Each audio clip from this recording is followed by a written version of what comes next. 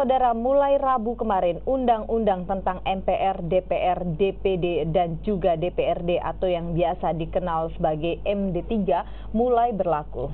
Mahkamah Kehormatan Dewan kini punya wewenang mempidanakan pihak yang dianggap merendahkan kewibawaan DPR. Hingga lewat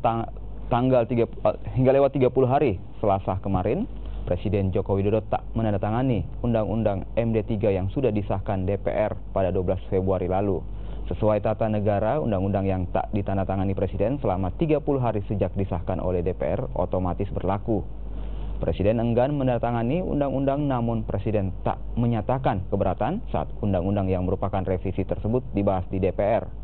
Saat ini Undang-Undang MD3 telah diuji materi di Mahkamah Konstitusi.